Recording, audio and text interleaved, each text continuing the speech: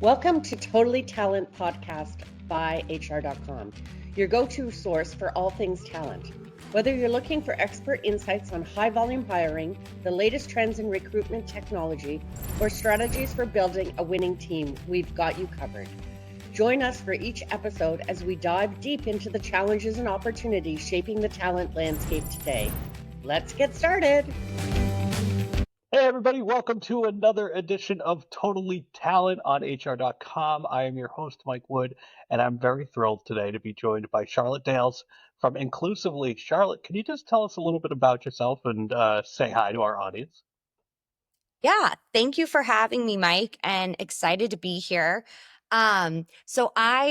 My background was originally in banking. That was kind of what I got my career in when I first graduated from college. And about 5 years in, I quit my job and started and sold my first company to American Express at the end of 2017. And at that same time, my cousin became the first licensed facialist in the state of Florida with Down syndrome. And when I went to go see her work for the first time, I just noticed how easy it was for her employer to make some slight adjustments to her working environment and wanted to figure out how we could leverage technology to make it really, really, really easy for large employers to do this at scale across all the many reasons why employees need support or personalization at work. And that's kind of how Inclusively got started. Great. So, in a nutshell, Inclusively helps provide resources and opportunities for kind of underserved populations, I guess is the best way to put it, or people with disabilities, both on the outside and that don't necessarily present. Uh, let me just say that I got that right? Well, we actually solve for everyone. So we Oh, great. started with disability. And then we realized that there's so many different reasons why people need, support. You may be a caregiver of an aging parent, or you may be going through a divorce. And how can we sort of help people navigate what the challenges that they're facing, and how can we connect that to the resources that the company already has available? That's fantastic. So, can you tell me a little bit about I'm a little bit step removed from employee benefits and whatnot. I do mostly like hiring and that stuff. So, can you tell me about like what companies kind of put into those benefits and how inclusively kind of fits in here? Yeah, so companies pour significant resources into benefits, wellness, programs, technologies, policies, and pretty much every organization we talk to says the same thing, which is these investments are massively underutilized. And this is primarily because the information is scattered across multiple different platforms. Employees often don't know what to look for. They know they're facing a challenge, but they don't necessarily know what type of solution they're looking for. And then the communications that go out from employers that they do receive, it's often not at the right time. It's not personalized to their need. And so it's not that support doesn't exist. It's that people can't always easily connect their problem to the right solution. And it's really just all about personalization. So what Inclusively does is we provide structure to this by aggregating all the fragmented content across an organization into one place. And then we democratize access to this information, allowing every employee to find the support they need based on their unique challenges without needing to know exactly what solution they're trying to search for. So most people know what they're struggling with, but not what to ask for. And so we make it really easy to discover the relevant benefits, tools, accommodations without having to navigate multiple different systems, or more importantly, disclose personal or sensitive information about yourself when you might not be comfortable doing so. So kind of an example of how the platform works is that any employee can come on and say things like, I have anxiety and trouble concentrating at work, or they can say, I'm going through a divorce. Our AI interprets the underlying pain points, and then our agents surface the most relevant resources their company offers, whether that's a benefit or a policy or a technology tool or a support service. It pulls from all available employee resources, not just one category. And it does this without the employee having to disclose personal details like a certain situation they're dealing with or some sort of mental health challenge that they have. And then on the other side, we provide the employers with really valuable data and insights into the most common challenges their employees are trying to solve for. So, this really helps organizations better understand their workforce needs and how to optimize their investments to drive the greatest impact. Got it. So if you have a large, let's say you're growing a startup or whatever, and you're hiring a bunch of people that are probably at the age where they're having kids or whatnot, and they're having all this new childcare things that they have to navigate. So if you would see that in your employer base, you'd be like, okay, maybe I can provide more to my employees here because that's something that they need, right? Yeah, like what percentage of my, employees are, in their childbearing years, and what are the types of resources we could invest in that would actually make them more productive and successful at work? So both benefiting the bottom line of the company as well as supporting the employee. I love the personalization because I feel like that's where society is kind of right now. It's that I've done a Everything in lot our of life is yeah, personalized. yeah. But like even like these kids, like, and I think a lot about the kids coming out of college, going into the workplace, and what that workplace actually looks for them nowadays. And I think, a lot, you look at schools, I've done some substitute teaching on the side. I think it's a lot of fun. Most people don't, but I like it. But a lot of these kids, everybody learns differently. And everybody has a certain IEP, for example, like an individualized education platform or program. So, when they're going into the workplace, those needs don't change for these people. And That's so you need we to say this all the time. good. Yeah, That should I work for you mean, guys. yeah, people well, and also you have to couple that with the fact that this demographic has been diagnosed way earlier and way more frequently with things like learning disabilities, mental health, and other disabilities. And then they're receiving accommodations often within the education system. And then they, graduate and those things don't go away, but they enter into the workforce expecting that same level of personalization. And really, regardless of having some sort of disability and having received accommodations in the education system, every aspect of this next generation of the workforce's life has been personalized since day one. We don't all see the same ads. We don't have to wait to watch a certain TV show. Everything is served up to us very uniquely. And I think the expectation is just different from this generation that, all experiences should be personalized to sort of set you up for your level of success and productivity. And I like how you're providing access to to disabilities that may not present themselves on the outside. So I think I told you before we Exactly. started recording that I have family members that are probably on the autism spectrum, probably Asperger's, something like that, but it's never diagnosed, and it's not like it's high functioning autism, but it's essentially there's a particular set of requirements that he needs when he's working and stuff. And so like this is stuff that he's not going to go out and say that he needs, but it's something that if he were to put it into, and he's at an age, he's in his 40s now, that he knows like, okay, there's some certain things that I should look out for. This just helps them without putting that stigma on people. Exactly. Now, I want to move a And little bit companies into, already invest yeah, in sorry, I stepped all over you there. So yeah, so companies already invested. that's okay. You I can was just continue. going to say companies also invest in so many products and resources that help demographics like you described, and they don't go utilized. And so it's just people need to get better connected to the solutions that are offered, but they also need to be able to do it anonymously if they want to. And Exactly. not every Uh, single, not every single resource or accommodation can just be ubiquitously rolled out to every single employee, but about 80% of the what we call success enablers within our framework actually tie to resources that are already broadly available at the company. So it's a much smaller subset than people think of what actually needs to go through a true interactive accommodation process. Love it.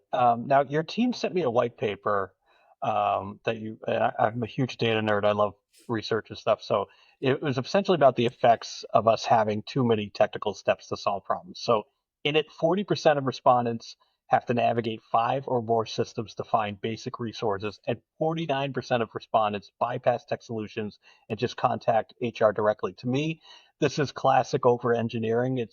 I have little kids, so I bring them to McDonald's a lot, and it's great that McDonald's has kiosks, but sometimes it's a lot easier to just go up to somebody and be like, "I need a Happy Meal with barbecue sauce," instead of having to go through Yeah, all the like, are we steps. solving a problem we didn't have? Yeah. Now, can you elaborate on some other things that you found in this study? Yeah. So as I mentioned, companies invest in a lot for their employees, and there's a few main reasons why they go underutilized. So the one number one being that this information is fragmented and scattered across multiple different platforms, so it makes it even hard to know where to look. There's also no clear starting point.